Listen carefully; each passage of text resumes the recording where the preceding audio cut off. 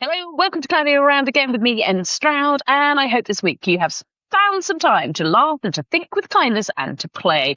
And as you know, lovely listeners, lovely viewers of the pod, I only chat to really interesting, cool and engaging people. And let me tell you, you are in for a treat because this woman is all of those things and many, many more things. And so this week on Clowning Around again, we are going to be clowning around. We're going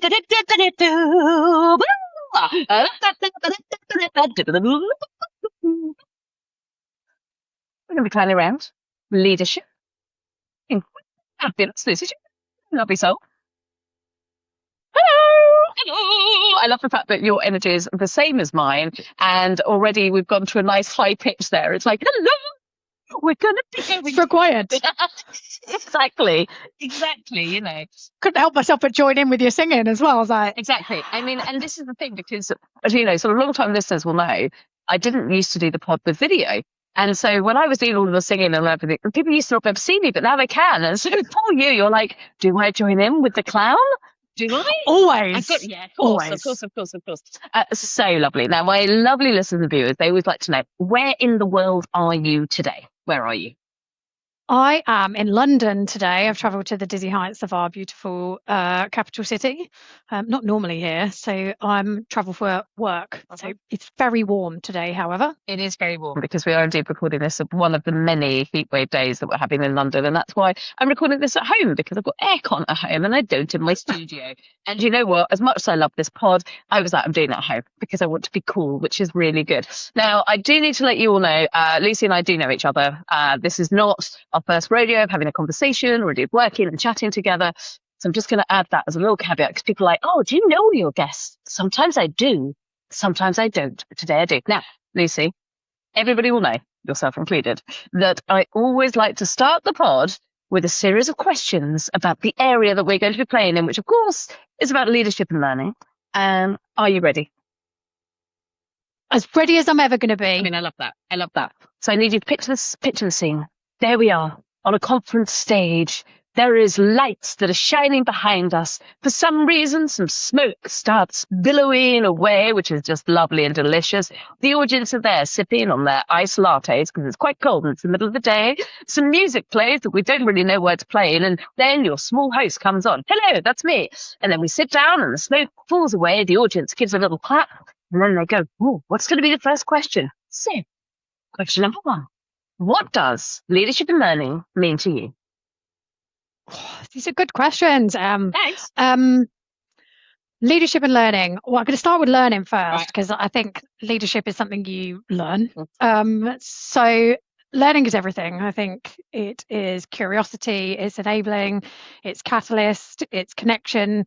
The human ability to learn is remarkable, absolutely remarkable. And actually the face of the world is not going to be the same without learning agility. So learning is everything, if I could be so bold, not least because my day-to-day job involves quite a lot of it, enabling others to do it. And then leadership, I think, is everything, particularly when you are in the type of job that I'm in and the type of environment I'm in. Strong leadership is critical to success, and that doesn't mean and we do a huge amount of work, or I do, enabling others to shift from what was traditional management to leadership. And by leadership I mean how do you inspire, how do you fail, how do you be vulnerable, how do you manage conflict well, all of those lovely things that enable others to be the best that they can be so that we can do really great things. I love that. And you're so right.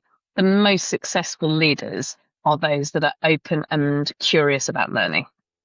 Yes, without, and for themselves and for others. I think Completely. When I always have this saying, if you reach the point in life where you think you have learned everything, then it's time to move on, do something different. Like I can't ever imagine, I haven't ever been like it in my life, but I can't ever imagine getting to the point going, yeah, I am the font of all knowledge and everything is okay and done. I have sorted it. I mean, I remember one of my mentors at drama school saying to me, the day that you do the perfect performance is the day you have to quit, because you will never do the perfect performance and you have to let that go. And it's that thing. And you might be, if you're listening to this, you might be leading teams for 20, 30 years. there is still going to be something that you've never come across. You're still going to be a challenge. There's still going to be a different thing. And you still have to be open to learn about how you're going to handle that. Oh, it's almost like we know what we're talking about at the front door. So what song is leadership and learning? What song?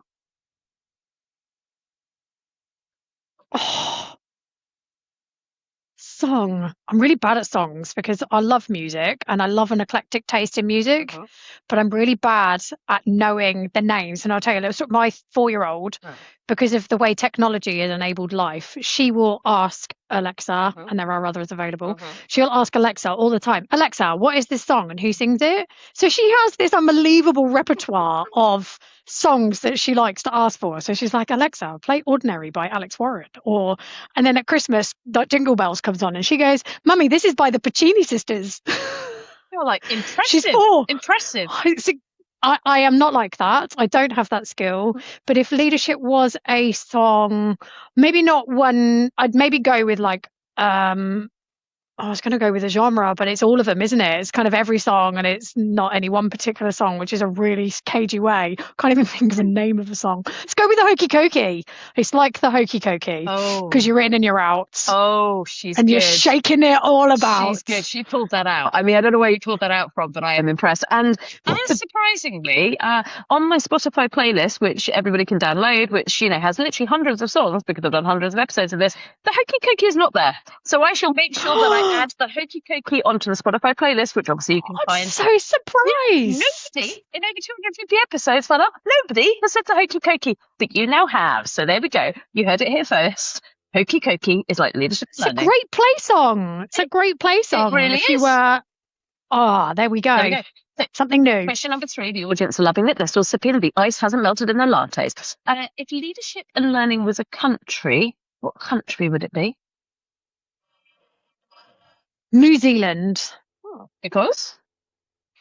I think, personally, my observations and reflections, if you watch New Zealand, they are a brilliant enabler of many things. They connect things. They do things really well. They get balanced, like top notch. It's between New Zealand and Switzerland, but I think I'm going to go New Zealand, and because they had one of the best female prime ministers that there ever was, especially during COVID. Very true.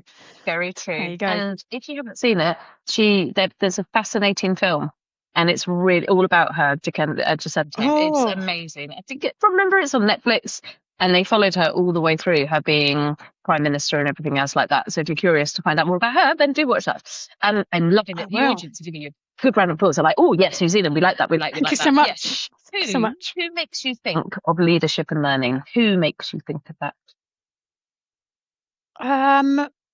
Good few people.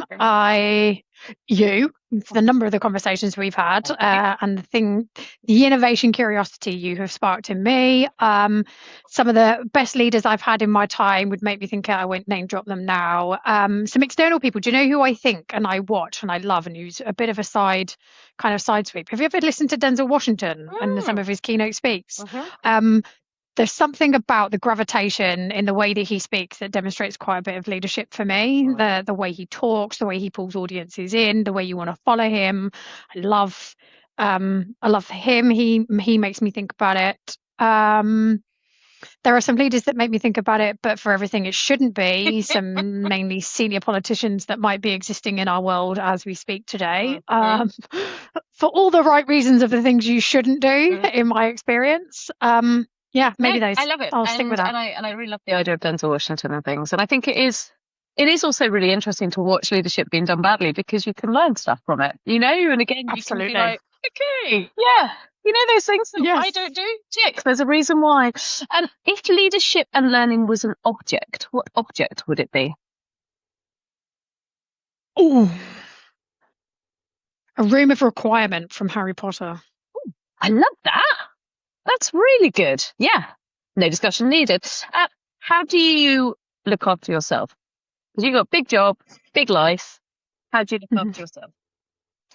In truth, not very well at all times. Okay. I'll be really honest. I think at this point in my life, the things that I have to balance and juggle means that sometimes I am what comes last. My caring responsibilities across elderly parents and children, Mm. and then my job means that I definitely last at times. But when I can put myself first, it comes to things that genuinely stop and make me relax. I love listening to audiobooks, so I try and do that where I get a minute. Mhm. I love playing puzzle games because the inner geek in me just loves them. Mhm. And a spa day with a really nice iced latte that Nice. you've just mentioned. Yes, Yeah. the audience are slurping and going, yes, they're very good. Chinky little ice lattes is very good. And Yes. how do you play? You slightly alluded to it there. Like thinking. Yeah, my big one, to stop my brain from thinking about all the other things. It is a very frenetic place, my brain. I'm known as a ping pong or a grasshopper in my conversation. So but I love a puzzle game. I love a challenge. I like it to be just hard enough that it makes me try a few times, not so hard that 20 times later I'm like, oh, can't do this anymore. I'm playing one at the moment called Sand Loop, and you have to figure out the right order to collect the buckets of sand. Cool. I don't have to think about anything else at that point other than which colour bucket do I pick for which colour sand. Nice and Nice. detachable. Nice. Yes. And what or whom makes you laugh? Oh, many things make me laugh. I love a wry joke and a really dry sense of humour. I love a bit of innuendo. Can't help, especially in the wrong context. Yeah. It's just a great moment to laugh if taken lightly without causing offence, clearly. And my 4-year-old makes me laugh every day because she just says and does all the things that she's me with no filter, and I don't have much of one, but the stuff she comes out with is just excellent and makes me laugh every day, multiple times a day, and sometimes cry. Yes, this is where 4-year-olds, are masters of the drama master, the comedy and the Yes. tragedy. It's like, Yes. okay, thank you for saying that truth to me that I didn't need to hear. Thank you very much. And finally, because the audience are nearly out of their iced latte and the smoke has definitely finished, what have you been thinking about in the last couple of days? Ooh. Quite a few things. My job entails enabling other people to be the best that they can be. And so I spend a lot of my time thinking about, one, have I spoken to the right people that helps me know that I'm doing the right things? Because external validation and viewpoint is critical to help shape perspective. I don't propose to have all the answers by any stretch of the imagination. So I question quite a lot, am I doing the right things, particularly with some recent changes? So that's definitely playing on my mind. Who do I need to speak to? What do I need from them? What do they need from me? And how do I get that right, in inverted commas? So I'm spending a bit of time thinking about that at the moment. Love that. Well, the audience have loved you. They've given you a massive round of applause. They've just disappeared, and now Thank you it's so much. back to us just talking in fellow London hot places and all of this stuff. So, Okay. have you always been a curious learner? Because you're now working in a big old place. You've got a big old job. Congratulations. Do you think you've ended up there because you were curious? A really good question. Not my entire career, no. Okay. I actually think for a good chunk of maybe the first decade of working, I was quite self-serving, not for the intention of eliminating others, for want of a better word, but I was very, very driven. I had very big goals, potentially mostly financial, Right. I guess. But I think a few things changed. One, I became a parent, and that changed everything for me. Context, perspective, mindset, everything. I realized the world was much bigger than what was going on in my own brain.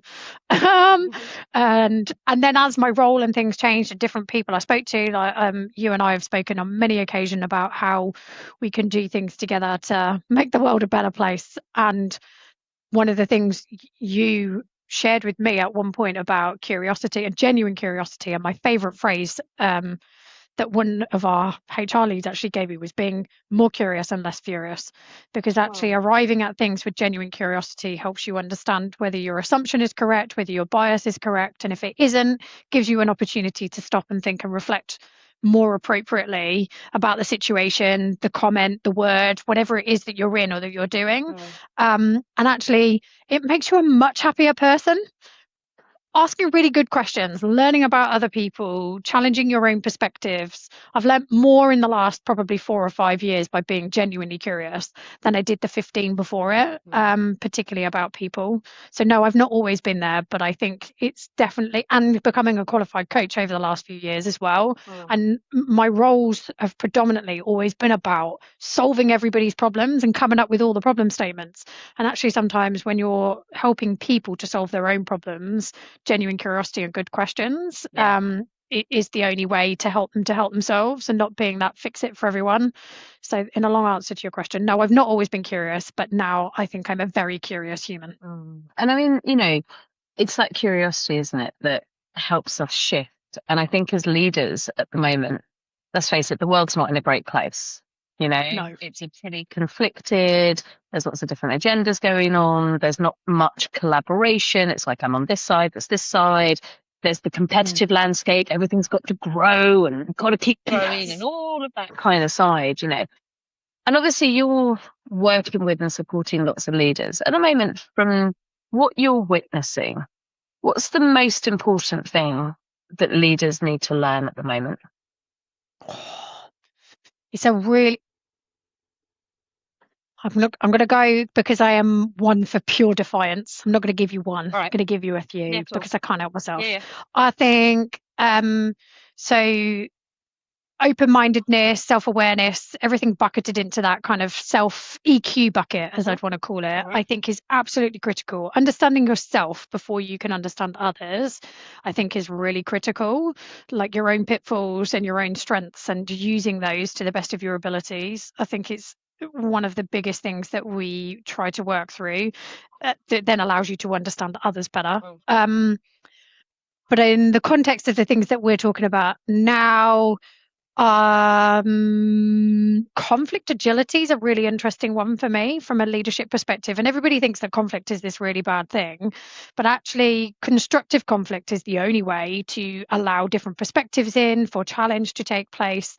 To allow you to operate at pace, you've got to know what the right things are to do. But if that person says that's right and that person says that's right, how do you help manage that conflict appropriately to get to collaboration and cohesion and what that might look like? And quite often it's the loudest voice in the room or the most important person in the room. And if you've not ever looked up the corporate zoo, they're some of my favorite acronyms, and if you've worked in the corporate space, you'll have experienced many of them over a time. But actually allowing equal opportunity for everybody to speak in a room, that means that you get to the right outcome. So I'd bucket it under conflict agility, but I think it comes under understanding how you navigate challenge, change constructively that allows bringing the right things in while still getting the right things done, and understanding what those right things are is the hard part for me. So I do conflict agility in there alongside your emotional intelligence, and then critical thinking. I think there is so much that is happening in the world that is technology automation. So you've got the likes of generative AI and services like ChatGPT or Claude and all of the things that are going to make things quicker. The one thing that will never be eradicated, and not in our lifetime, I don't think, based on everything I've read or seen, is the ability to apply critical judgment to those things, particularly in the work context. So yeah, if I try to bucket it, and there's so many that are important as a leader, but at the moment they're a definite focus with the amount of change, the perpetual change that we live in, rather than the change cycles. The change cycles are overlapping and have become this big smorgasbord of change now. So, and I think you're right, because that whole idea about how do we create space for critical thinking, you know, and that for me is one of the really key things. And the same with conflict, because if you're trying to, people quite often dismiss things, or if there's too many things in an agenda, then actually there's not enough space for people to really hear both sides and actually and therefore find a resolution. And if they can't find a resolution, agree where it is that they both can sit. And I think that for me across both of those sides is, if we don't create space, and that comes back to the EQ, because I think in a world where pace is applauded and onness is applauded and busyness, is what Yes. lots of people still believe to be very successful. Actually, it's like, no. If you want to be a great leader in all of those different arenas that you've just said, you have to create some space, which means that you've got to have the courage to turn things down. And you've actually got to have that ability to go, I need to go away and think about the strategic plan of X, Y, and Z.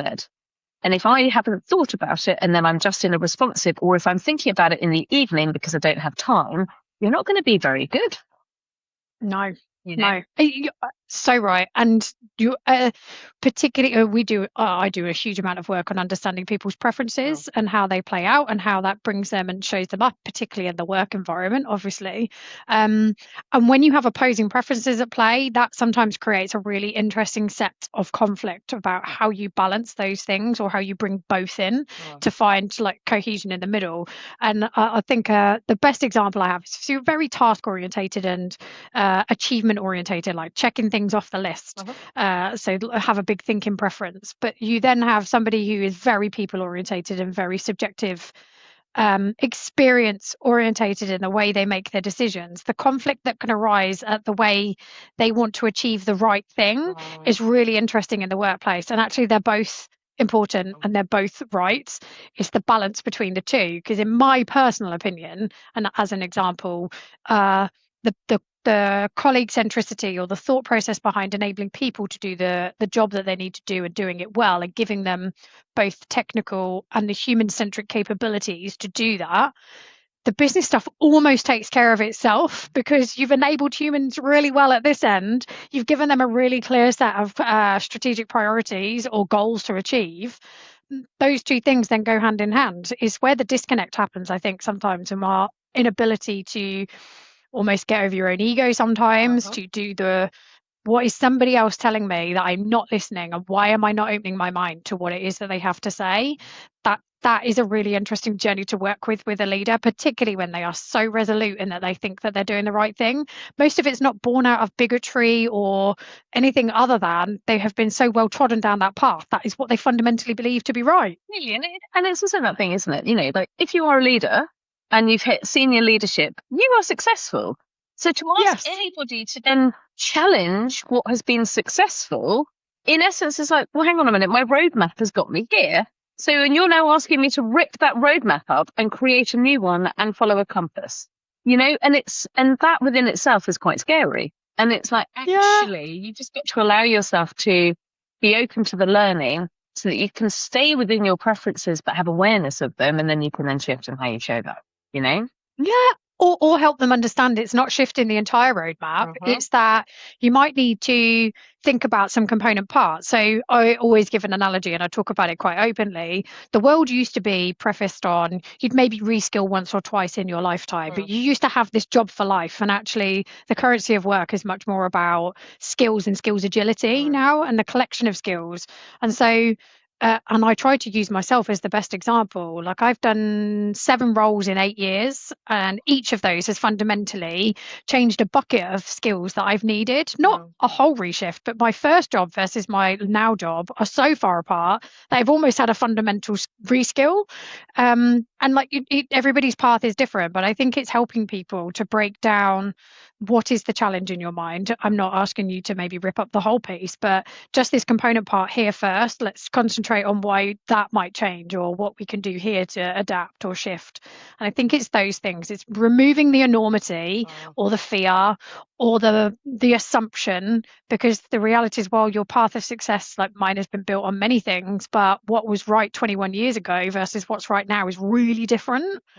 And it's helping people to understand that and explore it in a really safe place that doesn't feel like they're being threatened or challenged or a number of other things, and giving them different tools to think about how they do it. I love that. And I think it's such an important part, isn't it? In order for people to be open to learn, you have to feel safe.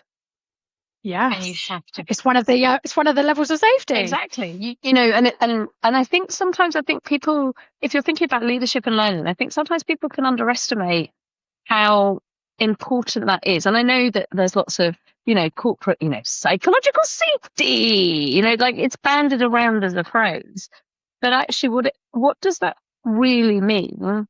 It can mean many things to many different people, but it's that thing of if you want to create a culture where there is learning and there's openness and there is shifting in the leadership, that level of safety, I don't believe that you can do anything if people don't feel safe. Agree. I totally agree. And we, one of my favorite references to psychological safety, quite often breaking things down into component parts to help people understand and find the bit that they resonate with. But there's like the four levels of safety and how you bring those to life, because they're different for everybody. You can start with inclusion safety as an example, and particularly with how quickly the world is changing. How do you ensure that each person feels included based on if it's their gender or their socioeconomic background or their race or their age? Like, there's discrimination all over the place, but it doesn't have to be if you're just open and inclusive as a general behavior. And that just means bringing each individual person in on their individual uniqueness. So as a leader, I couldn't really give two monkeys where you came from or what you did. I want to understand you and what that means for you, and how do you show up, and how do I get the best out of you? Because if I understand that, I know how to drive and motivate you, and then I know how to get more done, right? And as a general rule, I then you connect much better with people on certain things, but it's the same without all of it. And one of the big ones we have in a hierarchical organization, as an example, and one I've experienced quite a lot, is how you challenge your safety. How do you create that genuine place for challenge, positioning it in the right way, so giving people the good skills to raise challenge appropriately, but then as a leader to hear and receive it. That might just be acknowledging it. It doesn't mean that every challenge you're going to receive, you're going to go, oh yes, okay, we're going to do that. Absolutely. That's not it. It's creating the right space to do it. So, final question. What are you personally most excited about learning in the next year of your life? Oh. There are so many. It's like picking my children. I have no favorites. No. What am I most excited about?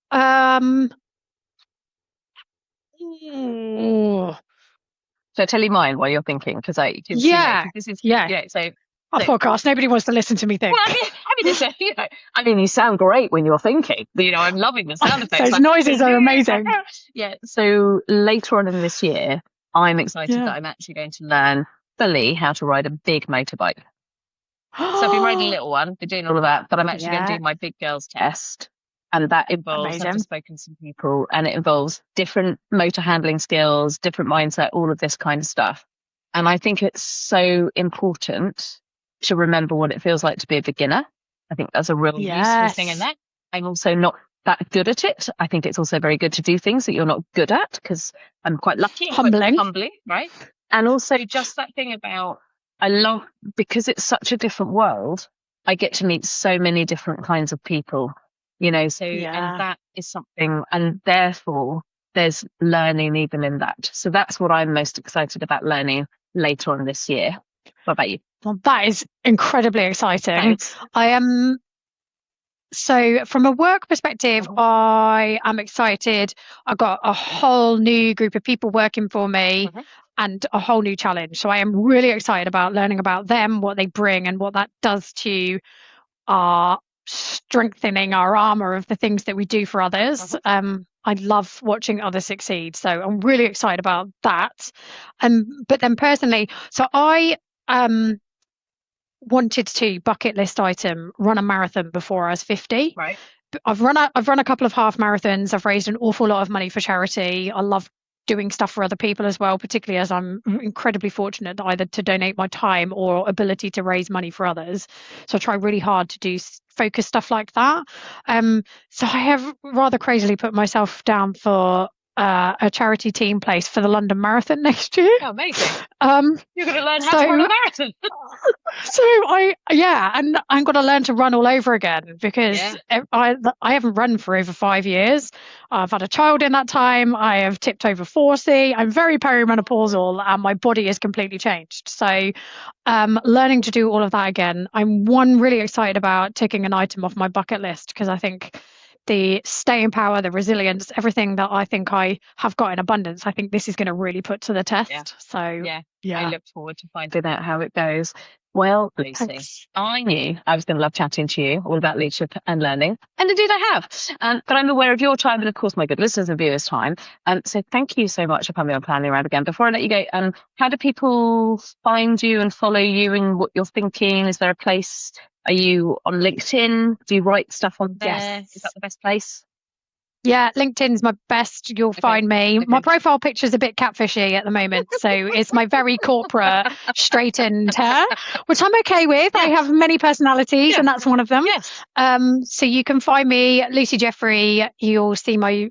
I'm hoping we'll post you. I'll comment on it when you post it, so they can find me and connect with me. And I'll make sure that link's in the show notes as well. So thank you ever so much. You have been delicious and brilliant as always. So thank you for coming on. Have a lovely soul. Thank you. Bye bye. Ah, the lovely Lucy. I do indeed know her and have known her for quite a few years. And, it's so interesting when you think about, sort of leadership and learning. And, it's what I do on my sort of business side very much is helping people think about these different things. And I'm very much in that emotional intelligence side of it. And it's really interesting. I think the thing that's really landed with me from that conversation is the world is changing a lot and it's changing very fast. And it is up to us as leaders and as people to really make sure that we give ourselves the space to think about that so that we can then handle it. And it's also about us making sure that we take time off the pace so that we can check in with ourselves. And that's in essence what I'm going to be doing next week because I'm going to be going off on holiday, which is very exciting. So there you go. Here's another episode of Planning Around again with me, Stroud. Do make sure you find some time to laugh, think and play because it does make you feel better. Thanks for listening, lovely people. We'll catch up with you next week. Cheers for now.